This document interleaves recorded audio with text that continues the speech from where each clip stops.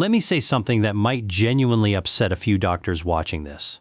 For years, seniors between 65 and 80 have been told the same tired story.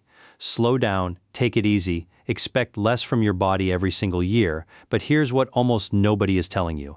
There's a small, specific set of physical and mental abilities that quietly separate the healthiest older adults in the world from everyone else. And most people have no idea they still have every single one of these abilities within reach, starting today, not someday.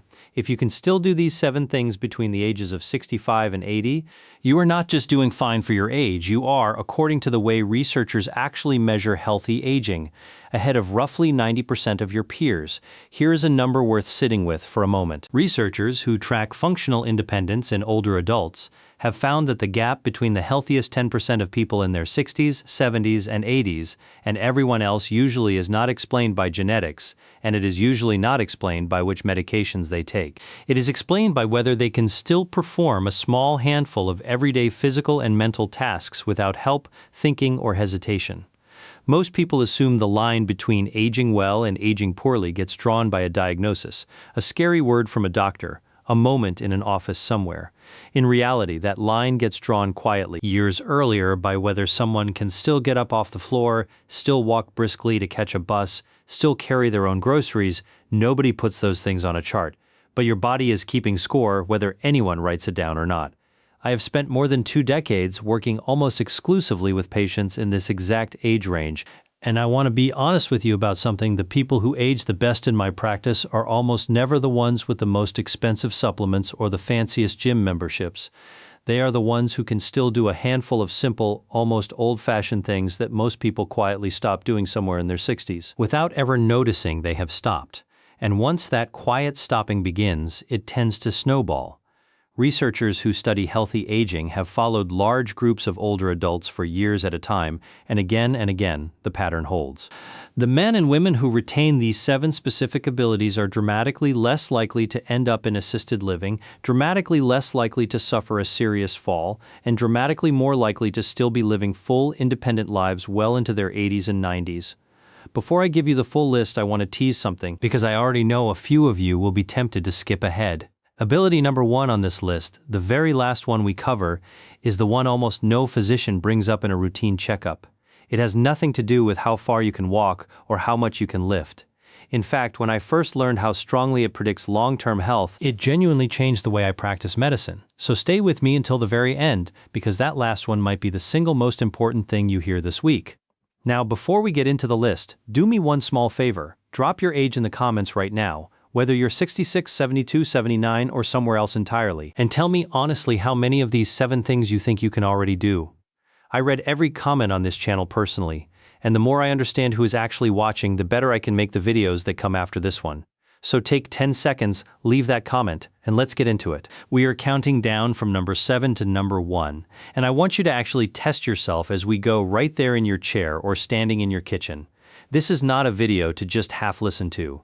This is a video to participate in. Number 7. Getting up off the floor without using your hands, your knees, or a piece of furniture to push yourself up.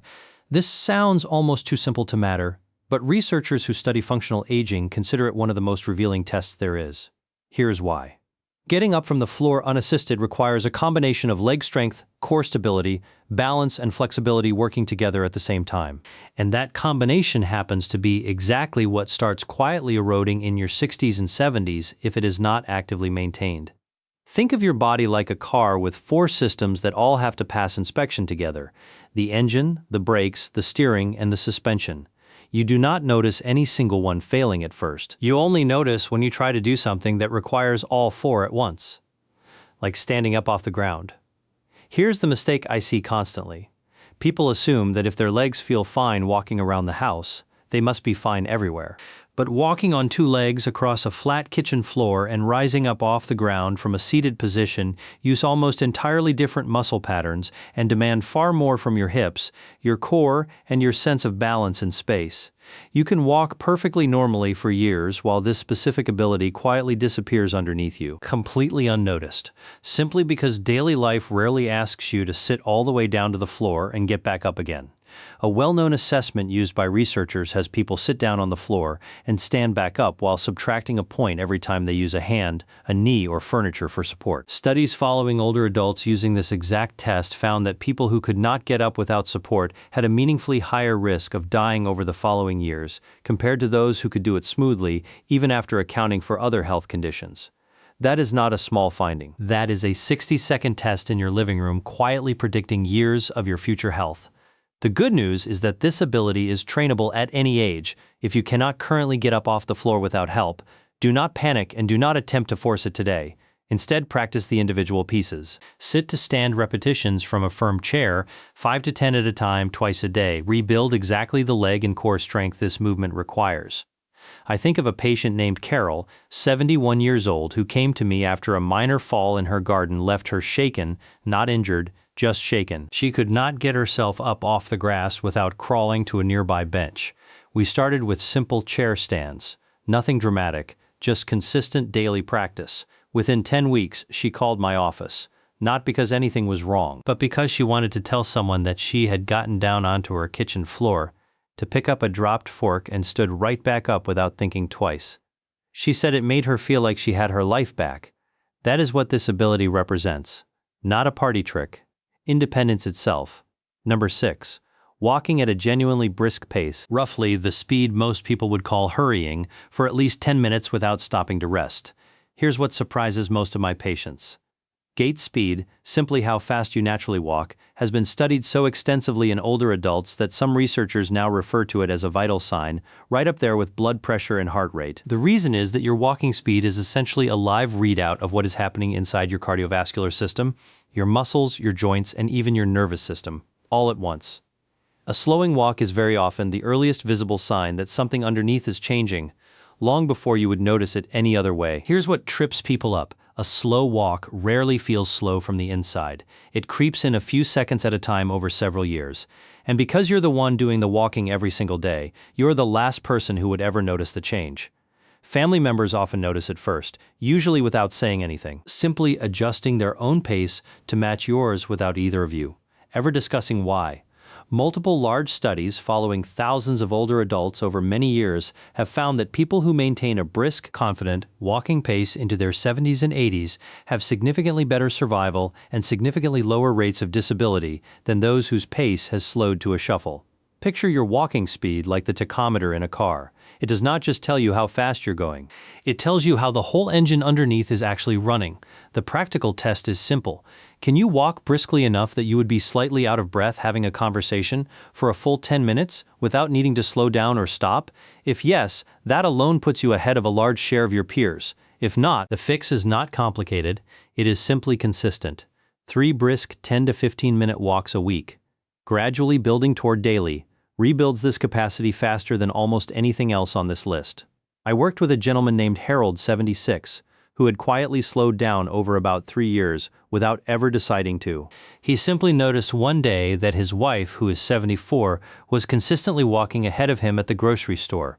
That small, almost embarrassing observation is what brought him in. We built a simple walking plan, nothing extreme, and within 4 months he told me, with a bit of pride in his voice, that he was the one waiting for her at the end of the aisle again. But here is where I want you to lean in a little closer, because the next ability on this list is the one that trips up more people than any other, and almost nobody sees it coming until it is already a problem. Number 5. Carrying 2 full bags of groceries, roughly 10 to 15 pounds each, up a flight of stairs without having to stop and rest partway. This one combines 2 things researchers care about enormously in aging adults: grip and upper body strength, and cardiovascular capacity, tested together under real-world load.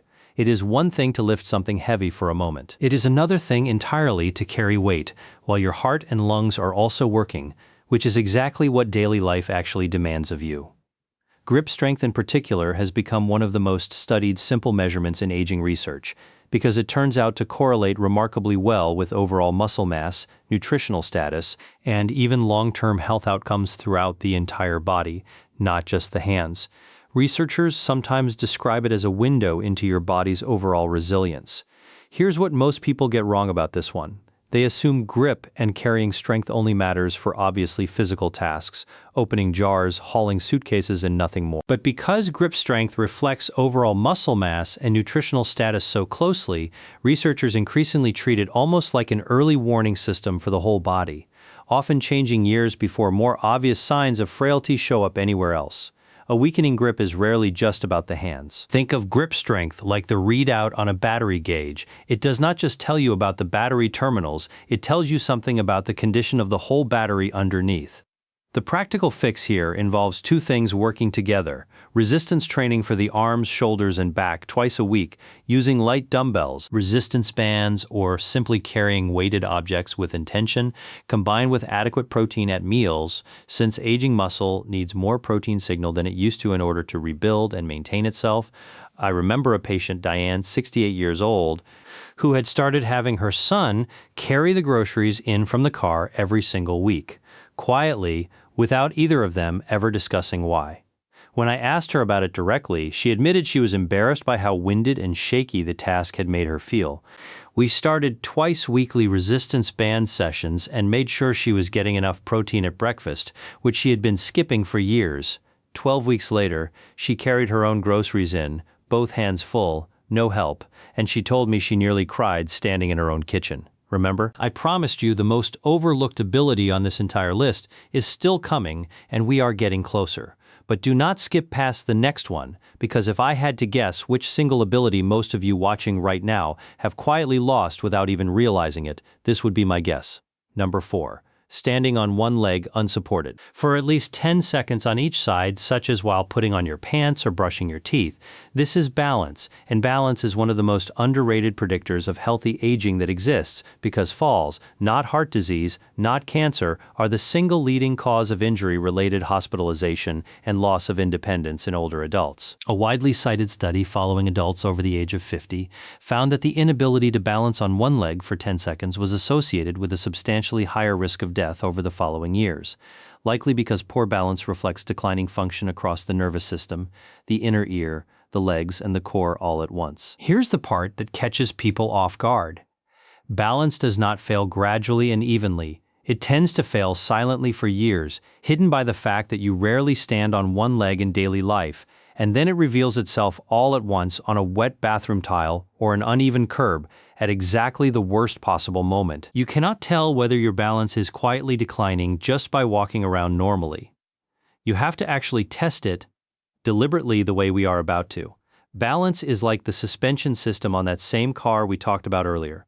You barely think about it until the road gets uneven, and then suddenly it is the only thing that matters. The remarkable thing about balance is how quickly it responds to practice, often faster than strength or endurance. Simply standing on one leg for 10 to 20 seconds per side a few times a day while brushing your teeth or waiting for coffee to brew meaningfully improves this ability within just a few weeks for most people. I think of Robert, 74, a retired mechanic who came in after a stumble on an uneven sidewalk nearly sent him down. He could barely hold one leg up for 3 seconds without grabbing the counter. We gave him this exact exercise twice daily, tied to something he already did, brushing his teeth. 6 weeks later, at a routine visit, he held both sides for a full 20 seconds without wavering, and told me, only half joking, that he felt like he had his ankles back. Now we are entering the second half of this list, and I want to be honest with you. The next 3 abilities matter even more than the ones we have already covered, because they involve your brain. And your brain is ultimately what determines whether all that physical health translates into a life you actually enjoy living. You can have strong legs, a steady balance, and a healthy heart, and still lose the very thing that makes independence feel meaningful if your mind is not right there with you. So take a breath. Maybe stand up and stretch for a second if you need to, and let's finish this properly. Number 3. Recalling a short list, 5 to 7 items, such as a grocery list or the names of everyone at a recent family gathering, accurately, without writing anything down. This taps directly into working memory. One of the cognitive functions researchers watch most closely as people move through their 60s, 70s, and 80s, because subtle declines here often show up years before anything else becomes noticeable in daily life. The encouraging part of this research is enormous. Working memory responds to deliberate practice in a way that surprises most people, much like a muscle responds to resistance. Think of working memory as your mental workbench, the surface where you temporarily hold and manipulate information before it gets filed away or discarded. A cluttered, weak workbench makes everything from following a conversation to managing your finances harder than it needs to be. A strong one makes daily life feel light and manageable. Most people assume forgetfulness at this age is simply inevitable, an unavoidable part of getting older, and treat it that way, quietly writing everything down and never testing themselves at all. But researchers who study cognitive aging point out something important here. A skill you never practiced looks exactly the same on the surface as a skill that has genuinely declined right up until the moment you actually need it and it is not there. Writing everything down protects you in the moment, but it may also be quietly letting this specific muscle go soft. The practical exercise is almost embarrassingly simple. Before you go grocery shopping, memorize your list of 5 to 7 items instead of writing it down, and only check your written list at the very end to confirm. Do this consistently 2 or 3 times a week, and you're giving your working memory the exact kind of resistance training your muscles get from a resistance band. I worked with a woman named Patricia, 69, a retired school teacher who had grown quietly anxious about forgetting names at her grandchildren's birthday parties. Anxious enough that she had started avoiding larger family gatherings altogether. We started with something as simple as memorizing her grocery list every week, then gradually built up to memorizing the names and one fact about each person before a family event. 4 months later, she told me she had gone to her granddaughter's birthday party and greeted all 14 guests by name without a single note card in her purse. She said it was the first party in years she had actually enjoyed instead of just endured. We are almost there, just 2 more. And the second one on this list is about to tie directly into the one I have been promising you since the very first minute of this video. So do not go anywhere yet. Number 2, and this one surprises almost everyone I share it with. Climbing 2 to 3 flights of stairs, roughly 30 to 45 steps, at a steady pace without stopping to catch your breath. This single test has become popular among cardiologists for a simple reason. It closely mirrors your heart and lungs' actual working capacity, what researchers call cardiorespiratory fitness. And cardiorespiratory fitness has repeatedly been shown to be one of the strongest overall predictors of longevity that exists, arguably stronger than cholesterol numbers or even blood pressure alone in some analyses. Imagine your cardiovascular system like the engine of a delivery truck. A weak engine can still get the truck moving on flat ground, but the moment there is an incline, an actual hill to climb, its true condition becomes impossible to hide. Stairs are that hill. Most people assume shortness of breath on stairs is just what happens with age, an inconvenience to plan around rather than a signal worth paying attention to. But climbing capacity typically declines faster than almost anything else on this list precisely because modern life makes it so easy to avoid elevators, ramps, single-story living, ride shares to the front door. The ability quietly atrophies not because your heart and lungs suddenly failed, but because they were simply never asked to work hard again after a certain point. The good news is that this specific capacity improves faster than almost anything else on this list, often within just a few weeks of consistent effort because your heart and lungs adapt quickly when they are actually asked to. Even 10 minutes of brisk walking that includes some incline or taking the stairs deliberately instead of the elevator a few times a day produces measurable improvement remarkably fast. I think of a patient named Walter, 78, a retired postal worker who had started taking the elevator in his own 2-story apartment building, something he was quietly embarrassed to admit to me. We built a simple plan, stairs instead of the elevator for 1 trip a day at first, gradually building from there. 2 months later, he proudly told me he had walked all the way up to the 9th floor of his daughter's building to surprise her, on purpose, just to prove to himself he still could. And now, number 1, the ability that fewer than 1 in 5 adults over 65 actually maintain consistently, and the one I promised you at the beginning of this video, falling asleep within about 20 minutes of getting into bed and staying asleep through most of the night without relying on medication to make it happen. Here's why this is number 1, and why I consider it more important than everything else on this list combined. Sleep is not simply rest. During deep sleep, Your brain performs a kind of nightly maintenance that cannot happen at any other time, clearing out cellular waste products, consolidating memories, and regulating the hormones that control everything from appetite to inflammation to blood sugar. When deep restorative sleep breaks down, and it very often does quietly starting in your 60s, every other system on this list becomes harder to maintain. Your muscles recover more slowly, which undermines ability 5. Your balance and reaction time suffer, which undermines ability 4. Your memory consolidation weakens, which directly undermines ability 3. Sleep is not one item on this list. Sleep is the foundation the other 6 are quietly built on top of. Most people assume that needing less sleep is simply a normal part of getting older, something to accept rather than address. But researchers who study sleep in aging populations draw an important distinction here. Older adults do not necessarily need less sleep. What actually changes is the ability to fall into and stay in the deepest stages of sleep, the stages where the real repair work happens, which means the total hours in bed can look completely normal on paper, while the quality underneath has quietly declined for years, undetected, simply because nobody thought to question it. Researchers who study aging populations have found that older adults with consistently poor sleep quality show meaningfully worse outcomes across nearly every other measure of healthy aging, independent of age, weight, or existing health conditions. Think of restorative sleep like the nightly reset button for every single system we have already discussed today. Skip the reset enough nights in a row, and every other system in this body starts running on accumulated debt. The path back to good sleep, without relying on medication, usually comes down to a small handful of consistent habits.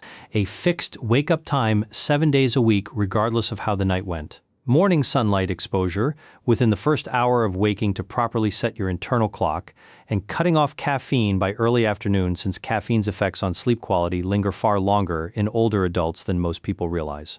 One more piece matters just as much as the first 3, keeping the bedroom used only for sleep, not television, not scrolling through the phone in bed, so that your brain reliably associates that specific room with rest and nothing else. I think about a patient named Eleanor, 72, who had relied on a sleep medication every single night for almost 6 years and told me quite honestly that she felt like a different person by 3 in the afternoon most days, foggy, short-tempered, and exhausted in a way that never fully lifted. We did not remove her medication abruptly. That decision belongs with her prescribing physician. But we layered in the fixed wake time, the morning light, and the early caffeine cutoff alongside her existing care. Over several months, working closely with her doctor, she was able to gradually reduce her reliance on medication and described her sleep for the first time in years as something that actually left her feeling rested instead of simply unconscious. She told me she finally understood what people meant when they talked about waking up refreshed, because she genuinely could not remember the last time that had been true for her. So there you have it, getting up off the floor without help, walking at a brisk, confident pace, carrying your own groceries up the stairs, balancing on one leg without wobbling, remembering a short list without writing it down, climbing a few flights of stairs without stopping to catch your breath, and falling asleep naturally, staying asleep through the night without needing help to get there. 7 abilities. If most of these already describe you, I want you to actually sit with that for a moment, because it means something real. It means that whatever the calendar says, your body and your brain are operating at a level that genuinely outperforms the vast majority of people walking through this exact stage of life. And if a few of these do not describe you yet, that is not a verdict on your future. Every single ability on this list responds to consistent, modest effort, starting from wherever you are standing right now, not from where you wish you were. Go back to the very beginning of this video for a moment. I told you that the difference between the healthiest 10% of people in this age range and everyone else is not written on a chart anywhere, and is not decided by a single scary diagnosis. Now you know exactly what it is decided by: 7 quiet, unglamorous, entirely ordinary abilities that almost nobody thinks to test, until suddenly they are gone. You just tested all 7 of them right here in the time it took to watch this video. I want to say one more thing before you go, because I mean this from the heart, not as a script. The years between 65 and 80 are so often talked about as a slow winding down, a long goodbye to the body you used to have. In more than 20 years of practice, I have watched that story turn out to be false again and again for the patients who simply kept doing the small, unglamorous things, standing back up, walking briskly, carrying their own bags, holding their balance, remembering the list, climbing the stairs, and resting well at night. None of it requires a gym membership you cannot afford or a supplement regimen that costs more than your groceries. It requires showing up for your own body a little bit, consistently, starting today. I think about all the patients I mentioned today: Carol on her kitchen floor, Harold waiting at the end of the grocery aisle, Diane carrying her own bags again, Robert holding his balance without grabbing the counter, Patricia greeting 14 guests by name, Walter climbing 9 flights just to prove a point to himself, Eleanor waking up rested for the first time in years. None of them did anything dramatic. None of them transformed overnight. They simply decided that 65, 70, or 80 was not going to be the year they quietly stopped trying, and their bodies answered that decision, one small, unglamorous habit at a time.